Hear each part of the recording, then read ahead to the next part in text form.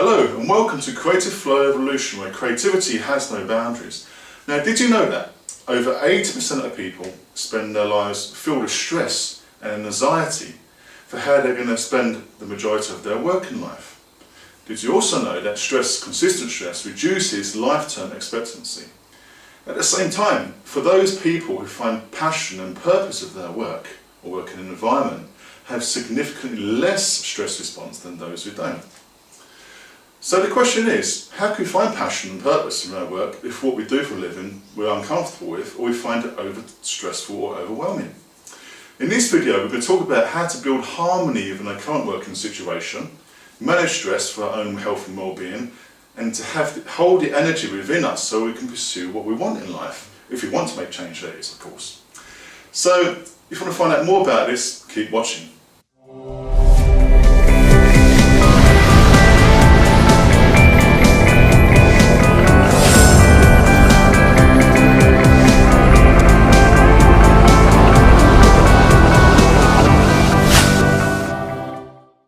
I'd like to introduce you to a friend of mine called Micheal Cayenne here, who's really passionate about wanting to help people to manage their stress, find harmony within their working environment.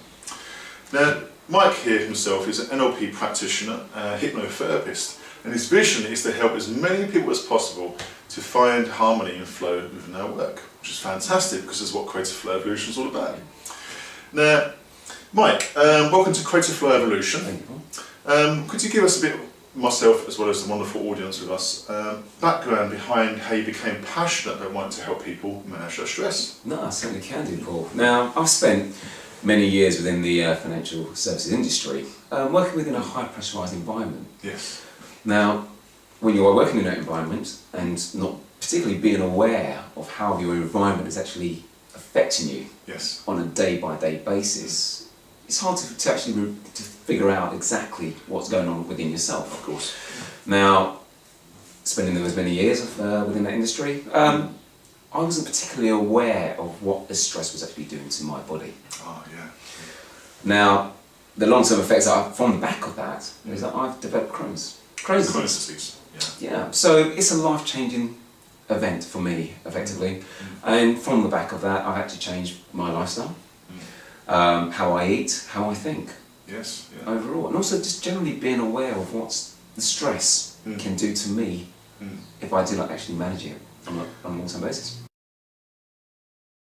Yeah, thanks, Mike. And the next question I have for you is, what are the main reasons why people suffer from stress in the workplace in the first place? Yeah, no, I certainly can give you that information, Paul. Now, certainly a lack of managerial support, a lack of direction, a lack of communication is certainly a big one. But certainly a lack of passion, a lack of certainly purpose, a lack of clarity. Yes.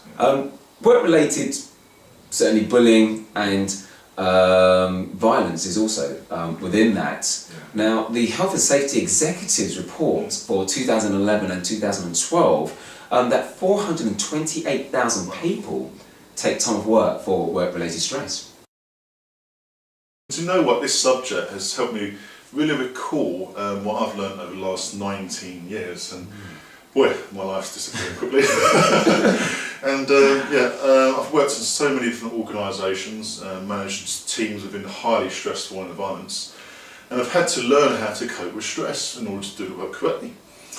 Now, one of the key lessons that I've learned is that all stress in fact derives from inner conflict and inner resistance, which is created by choice, always. Yeah. And what I mean by this is that the mind talk, or inner language we have, actually has a big significant part of the stress creation process. Because as Deepak Chopra would say, our outer world is an inner reflection of our inner world. Our outer world is an inner reflection of our inner world. Which is very true, because what we tell ourselves we become. This subconscious mind, for sure, listens to what we say. And if we go to work saying, thinking, oh, I can't stand being here, I can't stand the manager, I don't like the work, I feel overwhelmed, tired, exhausted, wherever, we're actually training our mind to become aware of the things that support that concept or belief. And in turn, actually creating our own self-annoyance, frustration, anger, stress for example. So what I'm saying is that one way of dealing with this is actually attaching new values to our own experience, which is what NLP, or neuro-linguistic programming techniques, actually are very good at dealing with, which is what Mike is very specialist at. So one way of actually attaching new values to experiences of working is to just re-establish our reasons for being there in the first place. You know, why did we apply for the job in the first place? What are the benefits of that? For example, it may be the reason of actually gaining an income to have a better house in the future, investing in our kids' education, for example, and look at new reasons as well, more purposes and for behind working situation. For example, it may be the fact that we're having this current job as a stepping stone to the next. And there's always new learning experiences we can gain in order to move forward. Now, what I've also learned through interviewing people is that it's natural to actually watch out for people's passion behind their previous work experiences. In particular, it's very important because it helps actually establish their characteristics.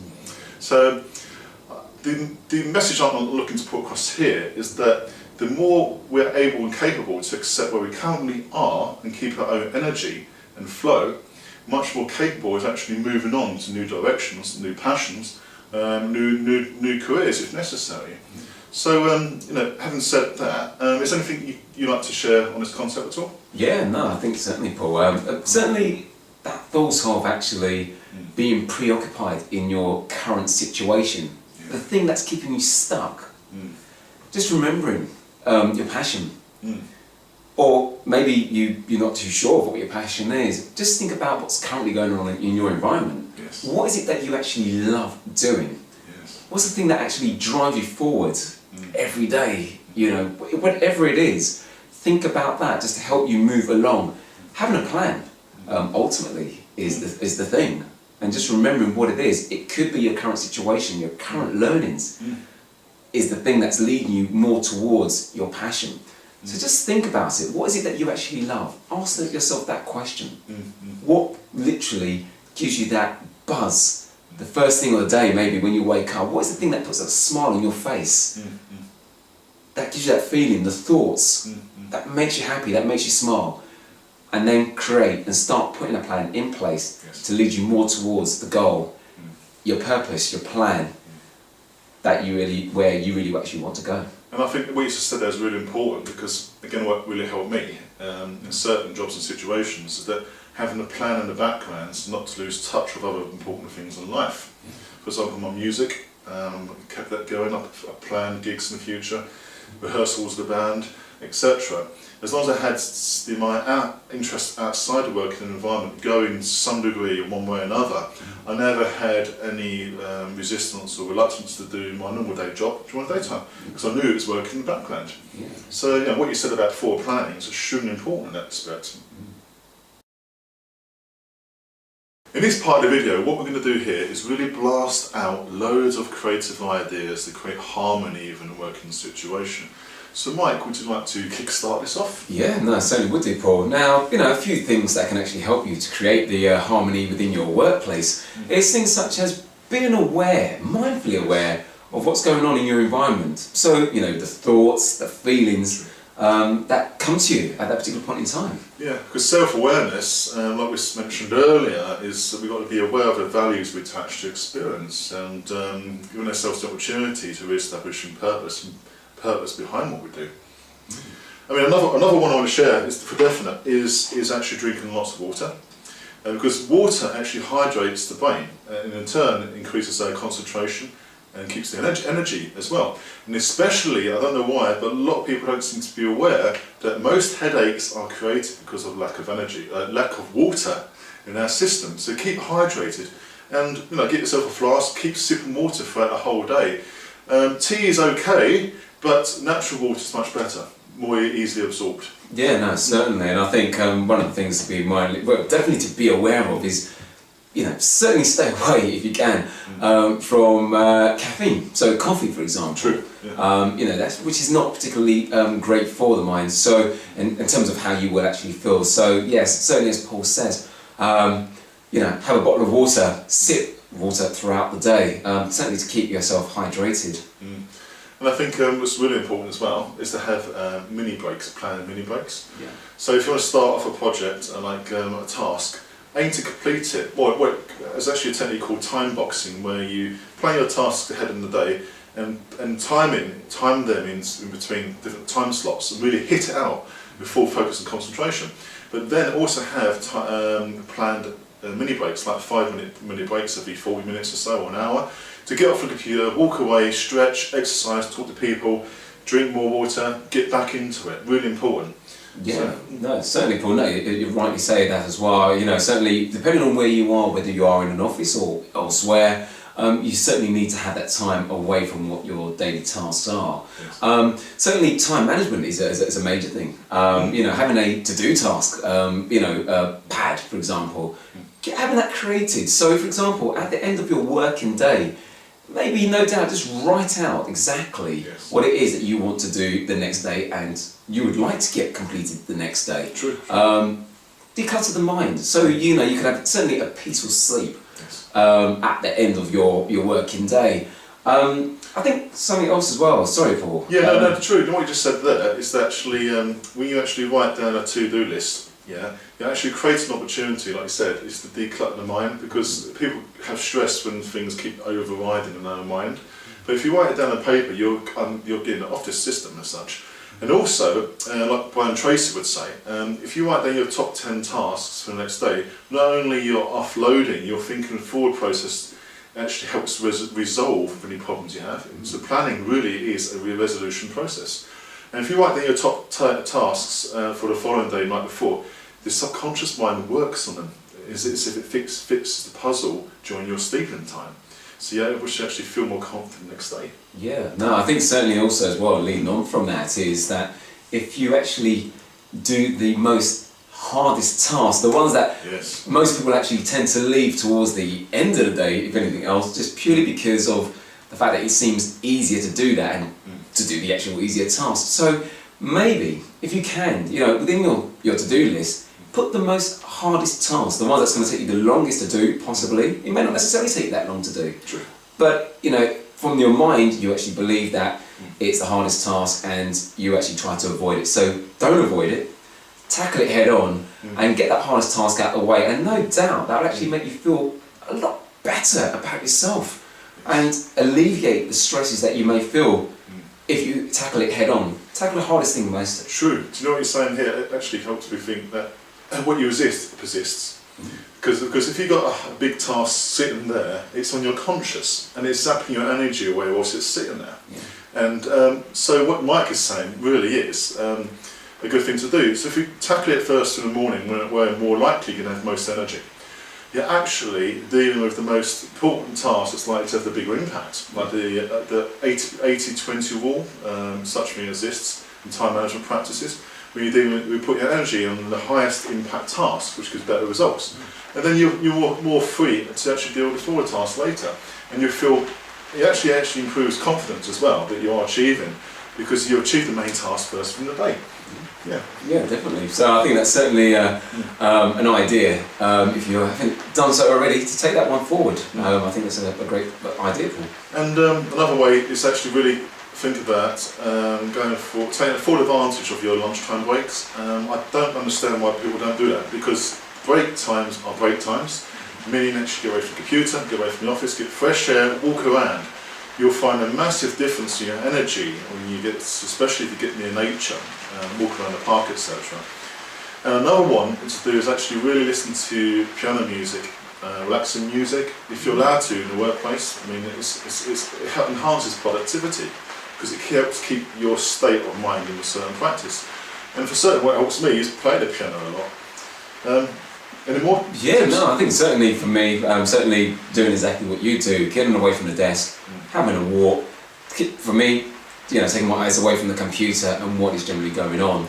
And certainly going for those mini breaks, going for a walk. I mean, certainly other things that you can actually do to help yourself is to eat well.